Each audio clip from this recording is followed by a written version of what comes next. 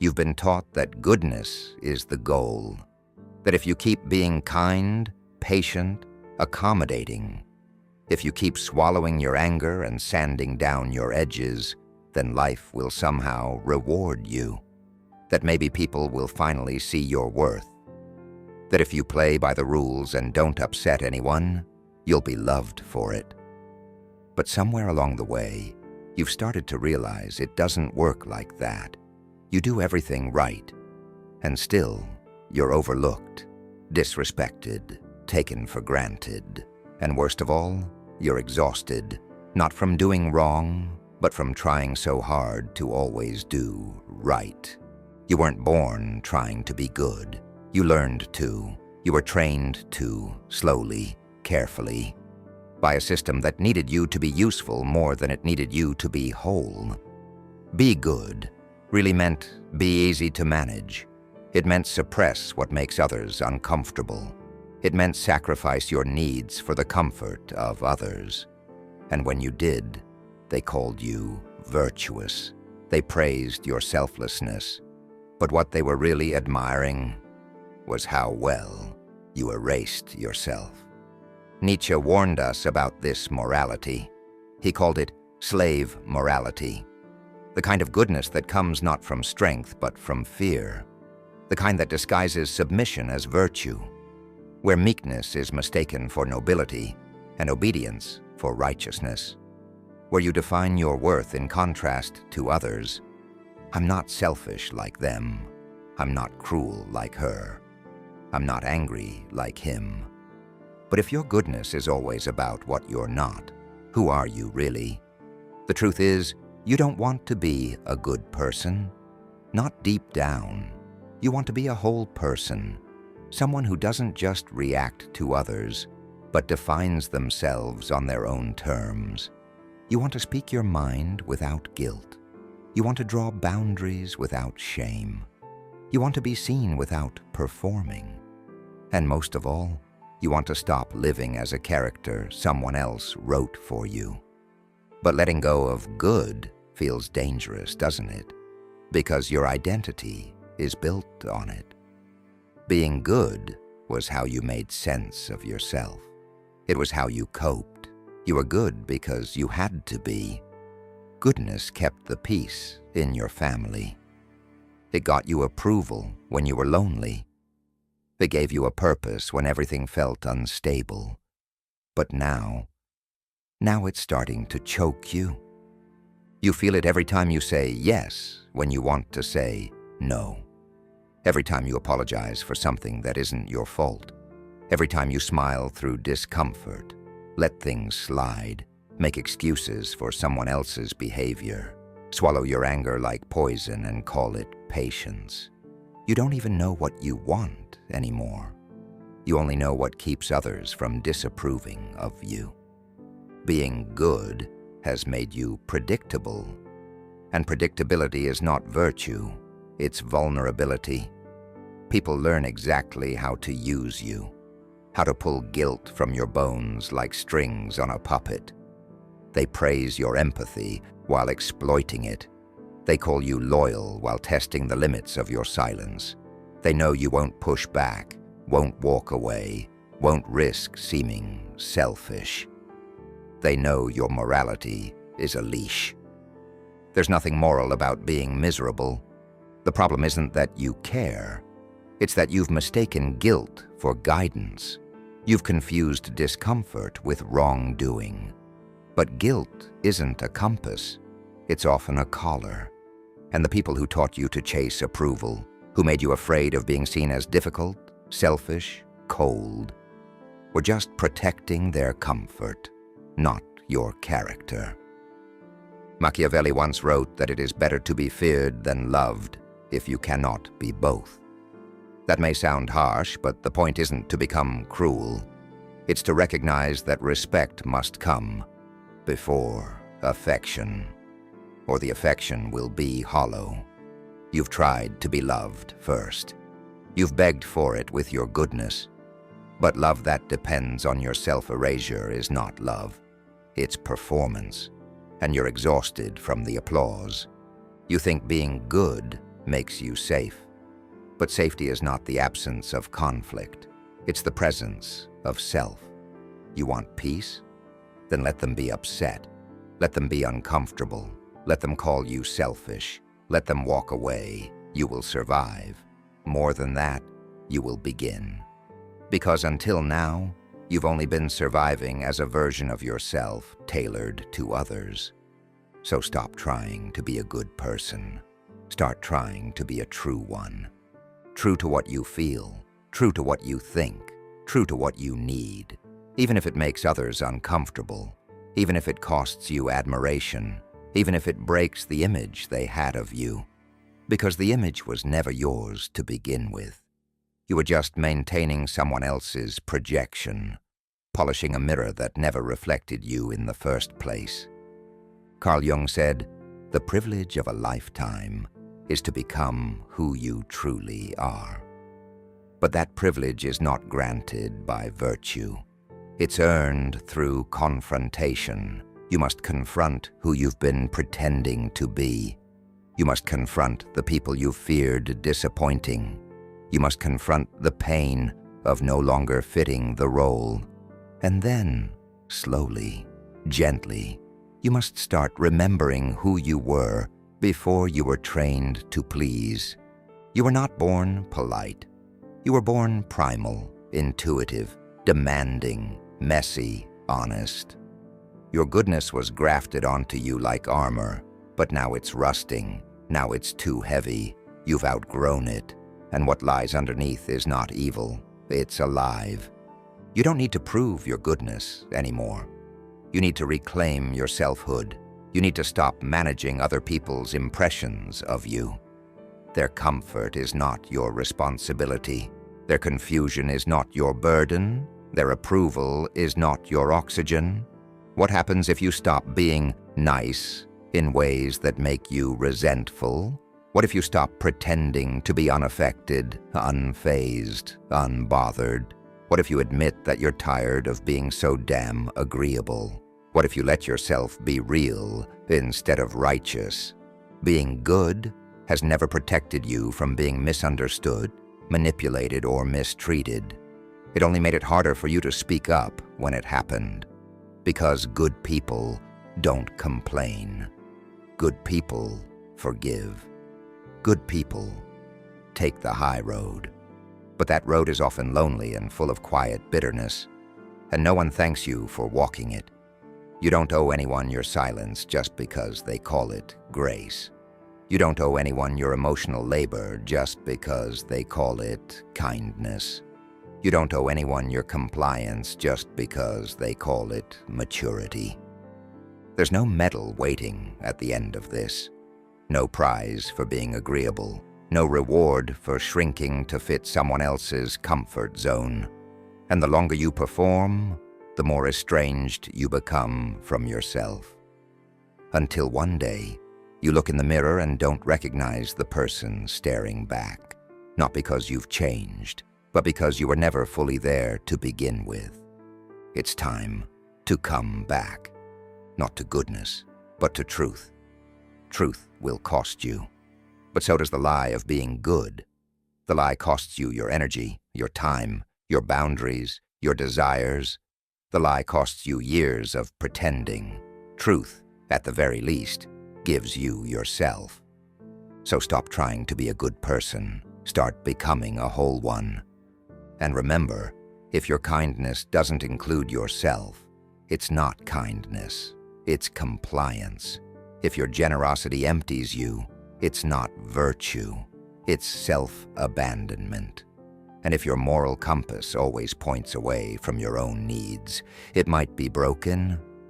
You're not here to make everyone else comfortable. You're here to live, to speak, to matter. Let that be enough. You've been carrying this idea of goodness like a cross, quietly bleeding from places no one sees, smiling while you suffer, nodding while you're dying inside. And when someone finally asks how you're doing, you lie. Not because you're dishonest, but because telling the truth would make them uncomfortable. And being good means never making anyone uncomfortable. You've internalized the idea that your value is in how little space you take up, how convenient you are, how little trouble you cause. But you're not a decorative object in someone else's life. You're not here to be useful at the cost of your identity. The world has enough obedient ghosts. What it lacks is people who are alive in their own skin. Friedrich Nietzsche didn't believe in moral absolutes. He saw morality as something shaped by culture, power, fear. And what we call good is often just what's rewarded. But think about that. If being good means being rewarded for your silence, your sacrifice, your self-erasure, what kind of system is doing the rewarding? Being good has become a costume.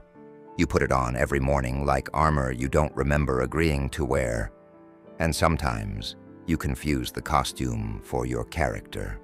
You start to think the smile is real, the approval is love, the silence is peace, but deep down, you know the truth. You feel the weight of every yes you didn't mean, every favor you regret, every fake laugh you forced. You've confused endurance with grace. But this isn't grace. It's grief, the quiet grief of not living your own life. You're not supposed to constantly sacrifice your time, your energy, your boundaries, and call it kindness. That's not noble, that's neglect. And the longer you do it, the more people expect it from you, until the day you finally say no, and they treat your boundary like a betrayal. Because they never loved you. They loved your compliance. That's the sick twist in all of this. Being good doesn't make you safe. It just makes your suffering invisible. And you've seen this, haven't you? You've watched people who speak their minds get what they want.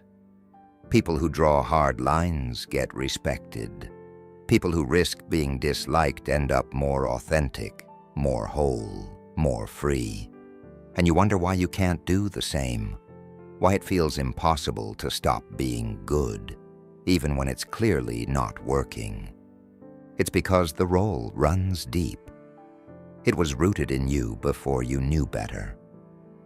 Maybe you grew up in a house where being good was the only way to be seen, or where expressing your real feelings made things worse, or where love was earned by performance, not presence. So you became exceptional at reading moods, at fixing things, at anticipating what others need before they even ask. You became the one who kept the peace by never being the problem. But you were a child. You survived the only way you knew how. And now that survival strategy is strangling you. There's a part of you that's still terrified of what happens if you disappoint someone. If you're called selfish, if someone thinks you're not a good person. But look closer. That fear, that's just a younger version of you, still trying to earn love, still thinking your worth is conditional, still believing that if you just give a little more, they'll finally see you, finally stay, finally love you back in the way you've been loving them. They won't. Because the people who benefit from your self-sacrifice aren't looking to love the real you. They're looking to keep what you provide. And the moment you stop providing, the illusion breaks. The truth comes out. They liked the version of you that didn't ask for anything. So ask. Take up space. Say no without explaining. Say yes only when you mean it. Be clear, be firm, be disliked, be misunderstood, be called difficult, be called selfish, and know that none of that makes you wrong. You don't owe anyone your constant availability, your constant patience, your constant forgiveness. Those are sacred things. They should be earned, not expected. You're not here to be palatable. You're here to be real. And yes, it will cost you. You will lose people. You will be judged. You will be talked about. But you'll also start sleeping better, breathing deeper, laughing louder. You'll stop resenting the people around you because you're no longer betraying yourself to keep them comfortable. You'll start recognizing yourself in the mirror again. Not the polished version, not the safe version. The real one. Carl Jung said, "The most terrifying thing is to accept oneself completely." And maybe that's the journey now, not to keep chasing approval, not to keep bending yourself into shapes that feel holy, but are actually hollow. But to finally say, this is who I am, this is what I need, and if that makes me bad in someone else's story, so be it. Because you were never meant to be good in everyone's story. You were meant to write your own. There is no virtue in making yourself invisible. There is no morality in martyrdom. The world doesn't need more obedient people. It needs more honest ones. People who've stopped performing. People who've stopped apologizing for having needs, emotions, desires. People who've stopped selling themselves in exchange for being liked. What if goodness isn't about what you give up, but about what you claim? What if it's not in saying yes to everyone, but in saying yes to yourself? What if the most moral thing you could do is live without a mask? The mask is heavy, and the longer you wear it, the more your soul bends to fit its shape. But you don't have to keep carrying it. You can put it down. Right now. The moment you stop trying to be a good person, something strange happens. You feel a kind of guilt, sharp, immediate, irrational. Like you've broken some invisible rule, like you've let someone down, even when no one's around. That's how deep the conditioning runs. Your nervous system is still wired to expect punishment for honesty, for having needs, for being seen. But that guilt? It's not a signal that you've done something wrong. It's a scar, a leftover wound from all the years you were rewarded for shrinking. That guilt is not your conscience. It's your cage, and you have to sit with it. Not to obey it, not to silence it, but to understand it. To see it for what it is, evidence of your humanity trying to re-emerge. Every time you choose yourself, that voice of guilt will whisper that you're selfish. But you're not. You're simply learning how to exist without begging. You don't have to prove your worth anymore. Not through niceness, not through over-explaining, not through perfect behavior. You're not a product for other people to approve of. You're a human being, complex, flawed, evolving. And real morality, if it even exists, isn't about how agreeable you are. It's about how honest you are. How much integrity you have when no one is watching. How you treat people when you're not trying to be seen as good. When you're not trying to be praised. When you're not trying to win affection. Just truth, raw and unfiltered. Nietzsche believed in creating your own values, in becoming who you are through struggle, through choice, through fire. Not through conformity, not through guilt. He didn't see morality as handed down by gods or institutions, but forged in the soul of the individual. And if you're still living by someone else's rules, rules that hurt you, limit you, shame you, then you haven't begun that forging yet. It's time to begin. Start by noticing when you're about to betray yourself. When your mouth says yes, but your chest tightens. When you're smiling, but your stomach twists. When you give more than you have to give and call it strength. That's not goodness. That's fear wearing a halo. Stop calling fear virtue. Start reclaiming your no. Practice disappointing people, not out of spite, but because your truth will never align perfectly with someone else's expectations. And if it does, it's not truth. It's compromise. Give yourself permission to make people uncomfortable. That's where boundaries are born. That's where authenticity begins. You've spent years making sure no one ever called you selfish. But in doing so, you abandoned yourself. And abandonment isn't moral. It's just familiar. You're not here to be consumed. You're not here to be agreeable wallpaper in someone else's life. You're here to live, fully, fiercely, freely. You were never meant to be perfect. You were meant to be whole. Let people misinterpret your intentions. Let them think what they want. The ones who need you to stay small will never understand your growth. And that's okay. You're not growing for them. You're growing for the part of you that's been waiting, quietly, patiently, for you to come back. Because deep down, you know this. Being good was a role, and you're not playing it anymore.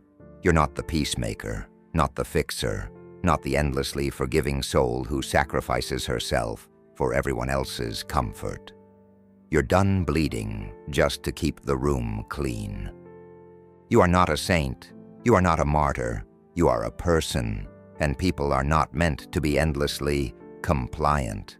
We are not built to say yes to everything and call it love. Real love starts when you stop abandoning yourself. So what now? Now you give up the chase, the constant trying, the approval addiction, the obsession with being liked.